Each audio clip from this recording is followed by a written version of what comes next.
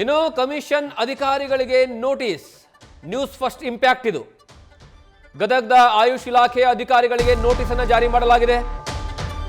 ಔಷಧ ಖರೀದಿಯಲ್ಲಿ 30ರಿಂದ 55% ಕಮಿಷನ್ ದಂಧೆ.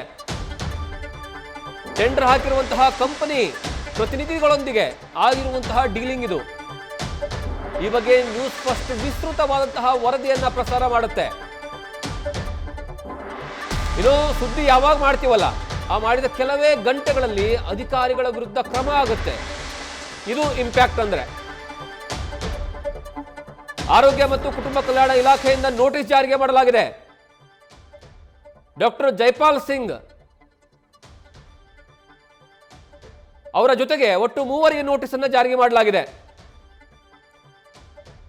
ಆಯುಷ್ ಗದಗ ಜಿಲ್ಲೆಯಲ್ಲಿರುವಂತಹ ಆಯುಷ್ ಇಲಾಖೆ ಏನಿದೆ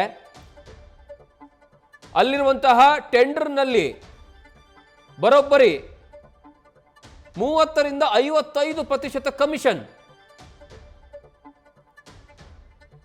ಯಾರು ಟೆಂಡರ್ ಹಾಕಿರ್ತಾರಲ್ಲ ಆ ಟೆಂಡರ್ ಹಾಕಿರುವಂಥವ್ರಿಗೆ ಟೆಂಡರ್ನ ಕೊಡಿಸೋ ಸಲುವಾಗಿ ಇದರ ಬಗ್ಗೆ ನ್ಯೂಸ್ ಫಸ್ಟ್ ವಿಸ್ತೃತವಾದಂತಹ ವರದಿಯನ್ನು ಬಿತ್ತರಿಸುವಂತಹ ಕೆಲಸವನ್ನು ಮಾಡುತ್ತೆ. ಯಾವ ರೀತಿಯಾಗಿ ಟೆಂಡರ್ನ ಕರೆಯಲಾಯಿತು, ಯಾವ ರೀತಿಯಾಗಿ ಕಮಿಷನ್ನ ತೆಗೆದುಕೊಳ್ಳಲಾಯಿತು, ಕಮಿಷನ್ನ ಮಾತುಕತೆ ಹೇಗಾಯಿತು, ಎಲ್ಲದರ ಬಗ್ಗೆಯೂ ಸಹ news first in detail report ಮಾಡುವಂತಹ ಕೆಲಸವನ್ನು ಮಾಡುತ್ತೆ. ರಿಪೋರ್ಟ್ ಮಾಡಿದ ಕೆಲವೇ ಗಂಟೆಗಳಲ್ಲಿ ಈಗ ನೋಟಿಸ್ ನೀಡಲಾಗಿದೆ. ಆರೋಗ್ಯ ಮತ್ತು ಕುಟುಂಬ ಕಲ್ಯಾಣ ಇಲಾಖೆಯಿಂದ ಈಗಾಗಲೇ ನೋಟಿಸ್ ಅನ್ನು ಕೊಡಲಾಗಿದೆ.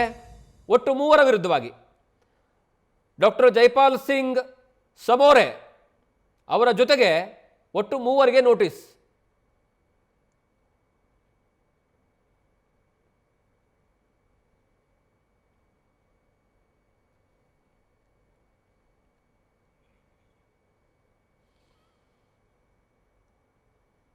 ಯಾವ ವಿಚಾರವಾಗಿ ಈ ಒಂದು ಕಮಿಷನ್ ದಂಧೆ ನಡೀತಾ ಇತ್ತು ಅಂತ ನೋಡ್ತಾ ಹೋದ್ರೆ, ಆಯುಷ್ ಇಲಾಖೆಯಲ್ಲಿ ಔಷಧ ಖರೀದಿಯಲ್ಲಿ, ಆಯುಷ್ ಇಲಾಖೆ ಅಂದ ತಕ್ಷಣವೇ ಅಲ್ಲಿ ಬಹುತೇಕ ಈ ರೀತಿಯಾದಂಥದ್ದು, ಯಾಕಂದರೆ ಟೆಂಡರ್ ಬಹಳಷ್ಟು ದೊಡ್ಡ ಮಟ್ಟದಲ್ಲಿರುವಂತಹ ಟೆಂಡರ್ಗಳಿರೋದಿಲ್ಲ. ಒಂದು ವೇಳೆ ಟೆಂಡರ್ ಕರೆದರೂ ಸಹ ಯಾರಿಗೆ ಟೆಂಡರ್ ಹೋಗಬೇಕು ಅಂತ ಹೇಳಿ ಈ ರೀತಿಯಾದಂತಹ ಕಮಿಷನನ್ನು ಕೊಟ್ಟರೆ ಅವರಿಗೆ ಟೆಂಡರನ್ನು ಕೊಡುವಂತಹ ಕೆಲಸವನ್ನು ಅಧಿಕಾರಿಗಳ ಮೂಲಕವಾಗಿ ಮಾಡಲಾಗುತ್ತೆ.